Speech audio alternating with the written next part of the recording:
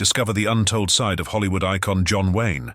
Known for his rugged charm and unforgettable roles, John Wayne dominated the big screen for over 30 years, capturing hearts worldwide. But did you know he once narrowly escaped a serious injury while filming a Western, earning him the nickname the Duke? Now we uncover a surprising revelation about his life that came to light only after his passing, revealed by his close confidant. Dive into the hidden story of this legendary actor and learn the secret that was kept from the world for years, from Marion to the Duke. When a hefty baby boy weighing 13 pounds was born on May 26, 1907, in Winterset, Iowa. No one could have guessed he would grow up to become the legendary John Wayne. Known originally as Marion Robert Morrison, his birth was even noted in the local paper, the Winterset Madisonian. This big baby, who would soon earn the nickname Duke because of his constant companion, a big dog named Duke, was destined to become a symbol of American toughness and grit. Marion's early years were marked by his family's move from Iowa to California, where his father worked as a pharmacist. Settling in Glendale, young John Wayne was an active and bright student. He attended Glendale Union High School, excelling in sports, academics, and extracurricular activities. He played on the football team, was a star in the debating club, and even contributed to the school newspaper.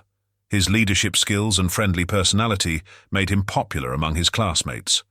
A local fireman nicknamed him Little Duke because of his dog, and the name stuck. Wayne, however, preferred Duke over his real name, and it became his identity. In his teens, he worked in an ice cream shop, and through his job, he got to know people connected to the Hollywood studios, sparking his interest in the film industry. Wayne's ambitions took a hit when he was not accepted into the United States Naval Academy due to poor grades. Instead, he went to the University of Southern California on a football scholarship. Standing tall at 6 feet 4 inches, he was a standout on the football field. Unfortunately, a body surfing accident led to a broken collarbone, ending his football career and scholarship. With no way to pay for his studies, Wayne had to leave the University of Southern California, a setback that turned out to be a blessing in disguise. Wayne's connections in Hollywood led to small roles and behind-the-scenes jobs in films. Over time, he worked his way up, eventually becoming one of the most famous actors of his time. His strong voice, commanding presence, and cowboy charm made him a perfect fit for westerns, and he became a beloved figure in American cinema. However, Wayne's rise to stardom wasn't without its bumps. In the 1970s, his outspoken conservative views on issues like the Vietnam War and civil rights sparked debates and criticism. His opinions, which were at odds with many during that time, showed that he was a complex person, not just the tough cowboy he played on screen. How John Wayne became a Hollywood star. John Wayne's rise to stardom began with a simple favor. Coach Jones, who was friends with silent Western film star Tom Mix, gave Mix tickets to see the University of Southern California games. To return the favor, Mix, along with director John Ford, offered a job to Wayne as a prop boy and extra in movies. Wayne later said that his walk, talk, and tough guy image came from his friendship with Wyatt Earp, who was a good friend of Tom Mix. Wayne's early work in films involved very small roles. During this time, he became close friends with John Ford, who often gave him minor roles. One of his first uncredited appearances was as a guard in the 1926 film Bardelli's The Magnificent. Wayne also appeared in football scenes with his University of Southern California teammates in movies like Brown of Harvard, The Dropkick, Salute, and Maker of Men. Wayne's big break came while he was working at Fox Film Corporation. He was credited as Duke Morrison, only once in the movie Words and Music. Director Raoul Walsh saw him moving furniture and thought he looked perfect for a leading role. Walsh cast him as the star of The Big Trail. When it came to choosing a screen name, Walsh first suggested Anthony Wayne, after a famous general from the Revolutionary War. But the studio head, Winfield Sheehan, thought it sounded too Italian. They settled on John Wayne, and Wayne wasn't even part of this decision. His salary was increased to $105 a week, a significant amount at the time. The Big Trail was supposed to be a huge movie. It had a budget of over $2 million, which is more than $32.8 million today. It was a massive outdoor film with hundreds of extras and grand scenes of the American Southwest, which was still mostly empty back then. To capture the beauty of the landscapes, the movie was shot in two formats: the usual 35mm and a new 70mm widescreen process called grandeur. The grandeur format was meant to show off the stunning scenery on a larger screen, but most theaters didn't have the equipment to show it. Although some people who saw it in widescreen stood up and cheered, the film didn't make much money and was considered a failure at the box office. However, modern critics have come to appreciate it as an important film. The Big Break. Stagecoach John Wayne's early career in Hollywood was a mix of struggles and breakthroughs that paved the way for his eventual stardom. His journey from small roles to becoming a celebrated actor is a testament to his determination and evolving talents. After the commercial flop of The Big Trail in 1930, Wayne found himself cast in minor roles in larger films. For instance, in 1931's The Deceiver, he played a corpse, which certainly wasn't a glamorous role. He also appeared in the serial The Three Musketeers in 1933, a fresh take on Alexandre Dumas' classic tale where the heroes were soldiers in the French Foreign Legion set in North Africa. Despite these small parts, Wayne's presence in these films was barely noticeable. Wayne's career began to take shape as he starred in numerous low-budget westerns. Produced by Monogram Pictures and Mascot Pictures Corporation, became his training ground. From 1930 to 1939, Wayne estimated that he appeared in around 80 such westerns, often called Poverty Row westerns due to their low budgets. One of these was Riders of Destiny, where Wayne became one of the first singing cowboys, although his singing was dubbed. These roles gave Wayne a platform to develop his skills in writing and other classic Western techniques. He learned from seasoned stuntmen, including Yakima Carnett, who taught him to perform stunts and fight scenes. Together, they created new techniques for on-screen brawls that made fights look more realistic. Wayne changed the way heroes fought in movies. Before him, movie heroes always fought clean, only knocking down the villain politely. Wayne changed this by making his character fight dirty, using chairs and lamps to win fights convincingly. Wayne's big break came in 1939 with John Ford's Stagecoach. Ford had trouble getting funding for the movie because Wayne was mainly known for his B-movie westerns. But Ford believed in Wayne and struck a deal with independent producer Walter Wenger. Though actress Claire Trevor got top billing, Stagecoach was a major hit, both critically and financially. This movie turned Wayne into a mainstream star. Louise Platt, a cast member, even mentioned that Ford predicted Wayne would become the biggest star ever because he embodied the everyman so well. When the United States entered World War II, many Hollywood stars joined the war effort. Wayne, however, didn't serve in the military because of his age and his family status, which gave him a deferment. Even though he wanted to enlist and wrote to John Ford about joining his unit, Republic Studios, where Wayne was the only big star under contract, resisted losing him. The studio's president, Herbert J. Yates, threatened to sue Wayne if he left, and the studio intervened to keep him out of the draft. Wayne tried to join the Office of Strategic Services, the precursor to the Central Intelligence Agency, but his application was unsuccessful. He toured United States bases and hospitals in the South Pacific with the University of Southern California, a group that entertained American troops, from 1943 to 1944.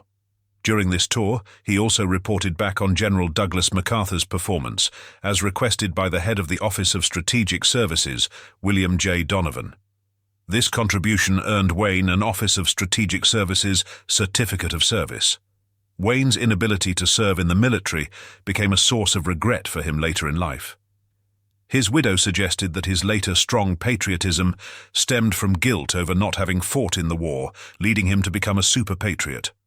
Wayne's first color film was Shepherd of the Hills, in which he starred alongside his longtime friend, Harry Carey.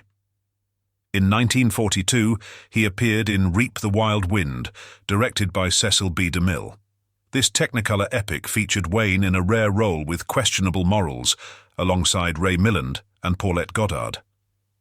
Like many stars of his time, Wayne also appeared on radio programs. He was a guest on shows like The Hedda Hopper Show and The Luella Parsons Show, where he often recreated his movie roles. In 1942, he also starred in his own radio adventure series, 3 Sheets to the Wind, playing Dan O'Brien.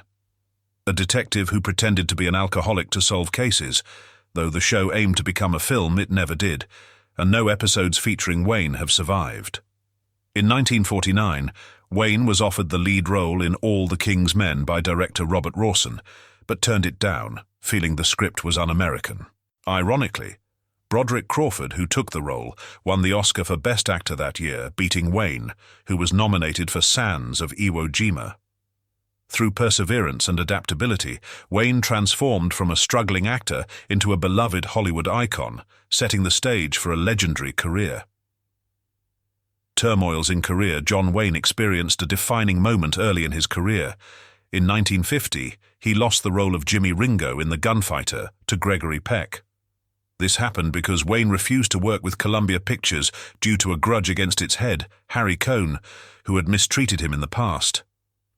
Cohn had bought the project specifically for Wayne, but Wayne's bitterness was too deep, leading Cohn to sell the script to 20th Century Fox.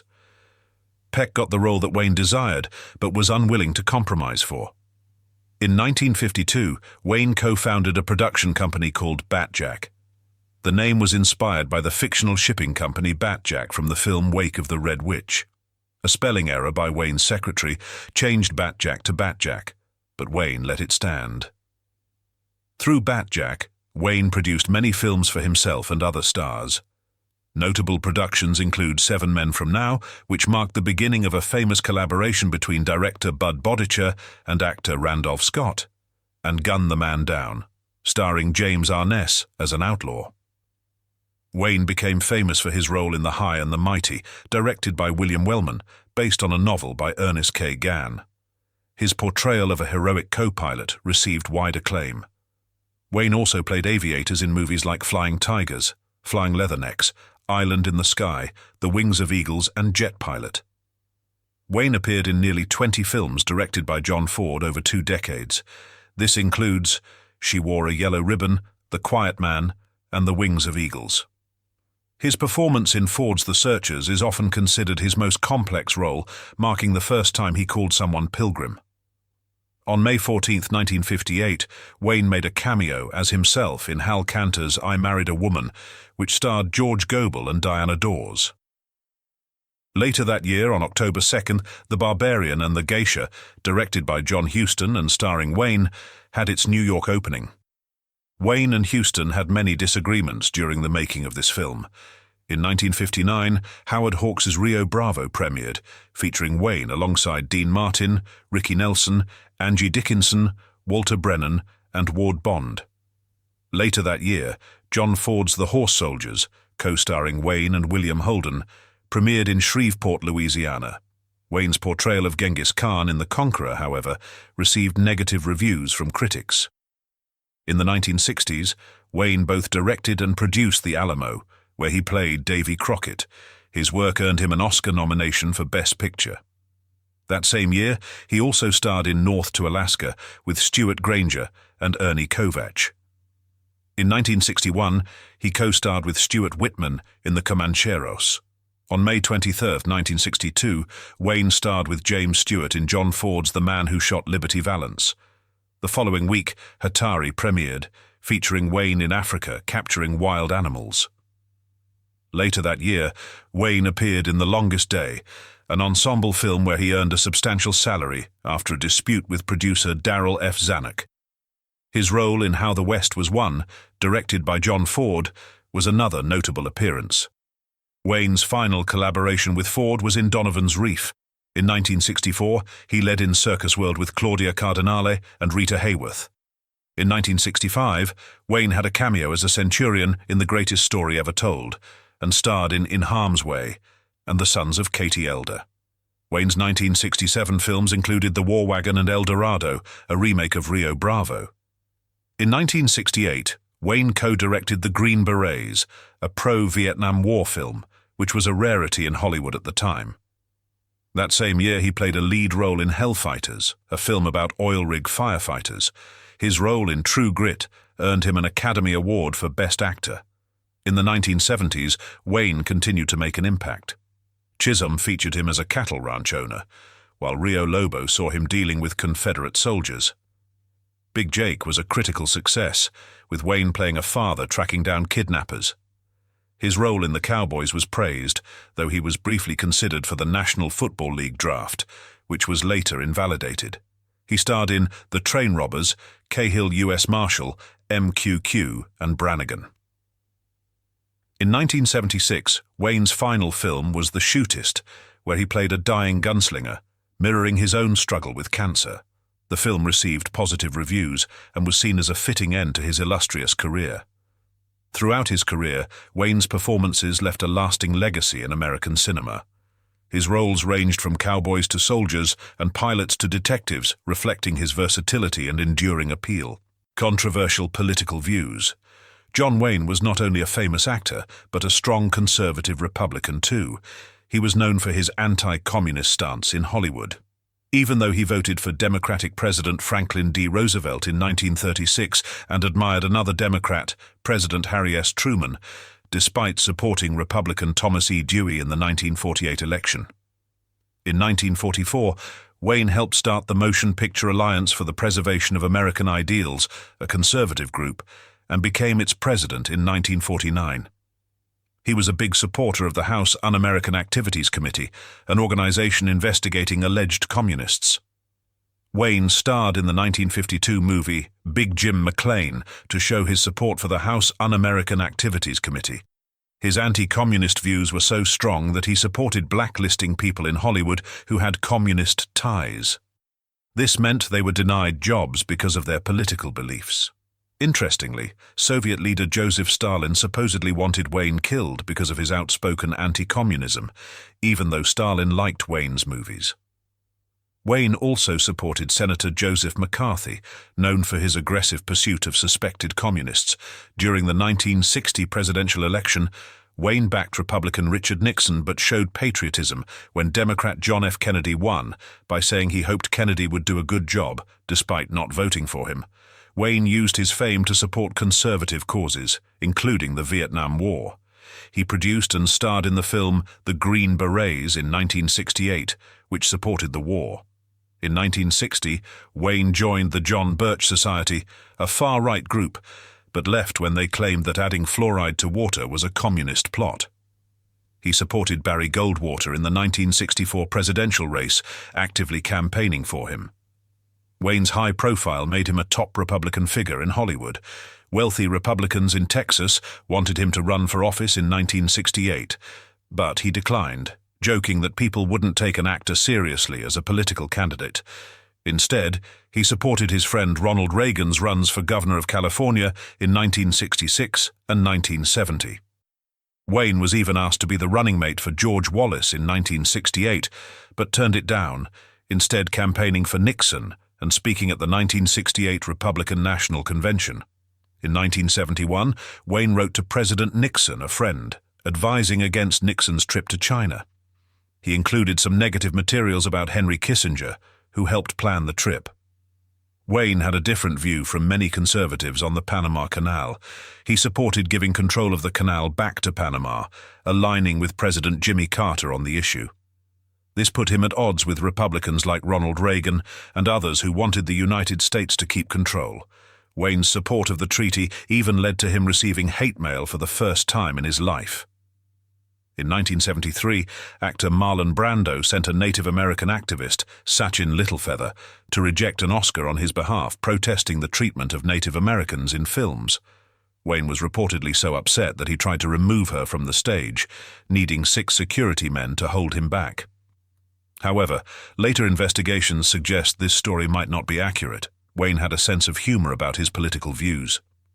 Critic Roger Ebert remembered a time when Wayne showed him a bathroom with a photo of Hubert Humphrey, a political opponent, humorously placed there. Colorado Congresswoman Pat Schroeder recalled Wayne giving her a lighter during the Vietnam War with an anti-communism phrase inscribed on it, illustrating his strong anti-communist feelings. Even though Wayne's politics were controversial, some, like left-wing activist Abby Hoffman, admired his style and integrity, comparing him to a formidable dinosaur. In a 1971 interview with Playboy magazine, Wayne made headlines for his comments on the Vietnam War, race relations, and social issues. He believed in white supremacy until black people were educated and justified, taking land from Native Americans as a survival necessity. He criticized social welfare programs, believing people should work rather than receive handouts, and had harsh words for those who protested against police or defended criminals. This interview resurfaced in 2019, leading to calls to rename John Wayne Airport due to his offensive comments. Wayne's son defended him, saying the interview was taken out of context. The debate reignited during the George Floyd protests in 2020, and in July of that year, the University of Southern California decided to remove an exhibit dedicated to Wayne, following student protests. Wayne's 3 marriages. John Wayne was married 3 times and divorced twice.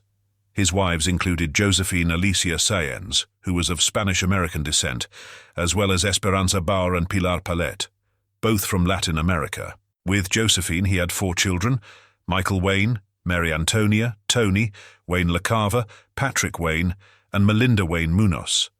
His marriage to Pilar brought 3 more children: Isa Wayne, John Ethan Wayne, and Marisa Wayne. Several of Wayne's children followed him into the entertainment industry. For instance, Ethan Wayne, also known as John Ethan Wayne, appeared in movies and television, including a role in a remake of the Adam 12 series. Ethan has also been featured on the History Channel's Pawn Stars, where he authenticated items related to his father's career. Wayne's granddaughter, Jennifer Wayne, is part of the country music group Runaway June, showcasing the family's diverse talents. In addition to his family life, Wayne was involved in various personal and recreational pursuits that enriched his legacy. Inspired by his wife Pilar, who was passionate about tennis, Wayne established the John Wayne Tennis Club in Newport Beach, California, in 1973. Though later renamed the Palisades Tennis Club, it reflected Wayne's commitment to his interests beyond acting. Wayne's personal life was marked by dramatic moments, including stormy episodes from his marriages. His divorce from Esperanza Bauer, an actress from Mexico, was particularly tumultuous, marred by allegations and conflicts. Despite these challenges, Wayne's charisma and sense of humor endeared him to many, traits that were as evident off-screen as they were on-screen. Wayne's romantic relationships and friendships further shaped his public persona. After parting ways with Pilar, he lived with Stacy, his former secretary, until his passing in 1979. Stacy later published a book detailing their life together, shedding light on Wayne's private side. Apart from his personal affairs, Wayne was known for his distinctive appearance, including his hair, which he famously covered with a toupee. His candid acknowledgement of this fact underscored his down-to-earth nature and sense of humor. Wayne's wit and humility were further reflected in his philosophical outlook on human nature, emphasizing the importance of recognizing the positive aspects of others. Beyond acting, Wayne had a deep appreciation for literature, favoring works by authors such as Charles Dickens, Arthur Conan Doyle, and Agatha Christie. His affinity for reading included classics like David Copperfield and historical novels by Conan Doyle, illustrating his intellectual curiosity outside the spotlight. Wayne's interests were diverse. He enjoyed playing chess and was often seen engaging in games on film sets. His enthusiasm for the game was shared with colleagues and friends, providing moments of camaraderie amid the demands of his Hollywood career. Wayne's passion for chess also showcased his competitive spirit and strategic thinking, qualities that mirrored his approach to life. In addition to his hobbies, Wayne had a fondness for firearms, often using his favorite Colt single-action army revolver in his Western roles. This preference underscored his connection to the rugged characters he portrayed on screen, further cementing his status as a cinematic icon. Wayne's health battles, including his bout with lung cancer, revealed his resilience and courage in confronting personal challenges. His decision to go public with his diagnosis underscored his belief in raising awareness about health issues, urging others to prioritize preventive care. Wayne's advocacy left a lasting impact, influencing attitudes toward discussing illnesses openly. As a Freemason, Wayne was part of several Masonic lodges and held significant memberships within the fraternity. His involvement in Freemasonry reflected his commitment to the principles of brotherhood and community service, aligning with his values beyond his Hollywood persona. Secrets of John Wayne. John Wayne lived a life marked by both fame and hidden turmoil. His relationships with women, particularly his wives, reveal complexities that go beyond the glitz of Hollywood. These women, like Palette and Chatter, played significant roles in his life, each leaving a unique mark. Palette's story with Wayne was fraught with the unexpected. Amidst divorce proceedings, she shared news of her pregnancy. However, Wayne, fearing scandal that could tarnish his career, convinced her to undergo an abortion. This decision, kept secret by Palette for over 2 decades, underscores the pressures of maintaining public image in the spotlight. Despite this, Palette's forgiveness and eventual disclosure in her memoir shed light on the personal sacrifices made behind celebrity facades. Chatter, another of Wayne's wives, presented a more tumultuous relationship. Known for her volatile nature, highlighted by an incident where she nearly shot Wayne, Chatter's life after their divorce took a tragic turn. Spiraling into despair, she lost her life in a Mexican hotel, consumed by alcohol, at just 40 years old. Her dramatic end reflects the darker consequences of fame and troubled relationships. John Wayne, throughout his career, was meticulous about preserving his public persona. His image as a strong, stoic hero on screen contrasted with the complexities of his personal life. Despite efforts to keep his private affairs hidden, revelations over time have brought some of these secrets to light. Among these was his affair with Marlene Dietrich, which was known publicly, yet other, more scandalous aspects of his personal life remained concealed during his lifetime. The lives of Palette and Chatter illustrate important themes beyond mere celebrity gossip. They highlight the human side of fame, its pressures, sacrifices, and the toll it can take on personal relationships. For Palette, the decision regarding her pregnancy underscored the clash between personal values and the demands of a public career. Chatter, on the other hand, represents the tragic consequences of unstable relationships exacerbated by public scrutiny. These stories remind us that behind the glamour of Hollywood lies a tapestry of human experiences: love, betrayal, forgiveness, and tragedy. Wayne's efforts to conceal his personal struggles during his lifetime reveal the lengths to which individuals may go to protect their public image, often at great personal cost. We hope you enjoyed this video. See you in the next one.